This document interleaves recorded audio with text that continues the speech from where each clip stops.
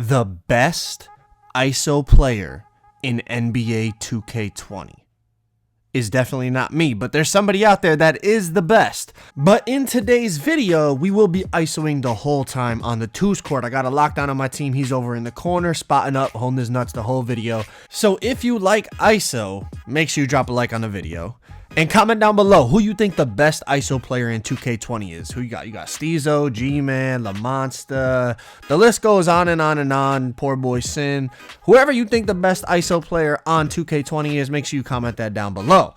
Now check this out, man. I'm on my LeBron build, facilitated finisher, same old, but this is pure ISO. There's no screens, there's no pick and pops, none of that. Straight up ISO on the twos. And the first three gameplays here, the dude guarding me has lockdown in his build. Like, this dude is a two-way sharpshooter, as you guys just saw. So he has defense in his build and he just can't stop it. Now I just want to talk about a few things in terms of ISOing on this game. In my opinion, this is one, I don't want to say the easiest year to ISO, but there is things you can abuse. Like, first of all, we've all seen slashers. Like, I'm on a slasher, right? A slasher literally can run to the paint, do a hop step, and get a dunk every time. Now, I try not to abuse that. I will do it sometimes. You're going to see a couple times in this video. But for the most part, I'm not even doing that because to me, that's just a bailout. Like, I'm not able to create a shot, so I'm going to just do a hop step and get a dunk. But as you can see, we took the shot meter off. Remember, we only got a 65 three-pointer out here green in front of the top of the key, but that's none of my business. I don't even know why I brought it up. We took the shot meter off, and anyone with a low shot rating three-pointer, I definitely suggest taking that shot meter off. I've noticed a considerable difference in how much I green. But let's get back to the topic, man. ISO ball in this game. We've all seen people abuse the hop steps, and I'm not gonna lie to you guys. I go to it sometimes when I need to, but for the most part, I try to actually create space for a shot or a quick dot like that for big greens over in the corner. But for the most part, I see slashers just abusing that hop step. Now, the other thing, and we've talked about it before, is players that can speed boost. They just spam that behind the back. Hezzy behind the back, between the legs, behind the back. That OP behind the back. Now, on my build, remember, I can't speed boost off rip. I got to get like at least half, if not 3/4 of my takeover bar to be able to speed boost. Now, once I'm in takeover, of course, I can speed boost all the time. And my build is the perfect build to just abuse that behind the back because, listen, I get blow by animations, I get contact dunks, my strength is really high, which helps me just bully people to the basket, get even more contact dunks, and my speed is really high as well. So it's like the perfect combination to just literally do the behind the back and get an easy bucket every time. So it's like, do I really want to spam that, or do I want to actually try to create a shot? There's always that, like, you know, win at all costs or actually try to enjoy the game. For me, I try to do both. I try to enjoy the game, and of course, I'm always trying to win because I'm competitive. But as you can see, flawless gameplay right there against a two-way sharpshooter, 9 for 9. Gameplay number 2, we are going against a two-way slash and playmaker. As you can see, he's looking like kind of like Westbrook, so it's a good build to represent Westbrook. That's the build I made, two-way slash and playmaker. But he's got defense takeover. Look at this. Shot meter off, 30-something% contested slightly early, and we're still knocking it down. But back to the topic of the video. We're talking about 2K. We're talking about ISO ball. We're talking about dribbling. Now, people like confuse the two. There's a difference between ISOing and dribbling. You can ISO. Like, ISO, you got to realize, is just one-on-one. Meaning, it's me versus you. That's it. I don't need screens. I don't need help from anyone. I don't need a cut. I'm ISOing the whole time. You have to stop me from scoring. That's what it's about. It doesn't matter if you ISO out of the triple threat. It doesn't matter if you ISO dribbling the ball, speed boosting all over the place. People aren't going to like this, but you can ISO in the post as well. That's why I think my build is one of the best ISO builds, because I can speed boost sometimes if I want to spam dribble moves and ISO like that. My triple threat game is crazy because I can get blow-bys, contact dunks, all that.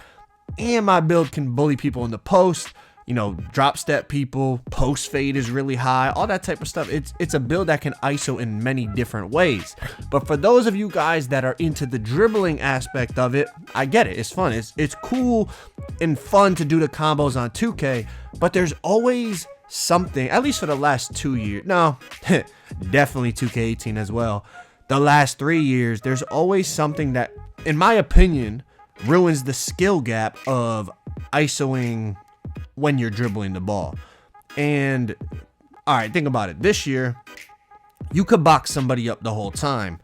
Like we talked about, they just go to a hop step and they'll get an easy layup or a dunk. Last year, Euro steps. You could play perfect defense, have someone in a box, and they just do a Euro step, and it just lets them slide off your body, easy layup or Euro dunk. 2K18, I can't believe I almost forgot about it. You could literally either get a blow by, or you could just literally flick your right stick down and get a snatchback animation and shoot a wide open jump shot. So the last 3 years, there's always been something that allows someone to essentially get bailed out. They weren't able to create enough space for a shot. They weren't able to get to the basket, but there's something that they can go to, and 80 to 90% of the time, it'll just guarantee them a bucket. Now that's taken away from what everyone argues about every year before 2K comes out, the skill gap. One of the things that people talk about differentiates the skill gap is, you know, can you ISO? Can you score one-on-one in 2K? Well, I'm gonna tell you this right now. I might hurt some people's feelings, so you might want to, if you're sensitive, just click off the video, okay? But if you're not sensitive over some dude talking over the internet, then stick around, because I might hurt some people's feelings. I'm gonna tell you right now, a lot of people in this game, if you take away that OP behind the back, they will not be able to get open. They will not be able to create a shot.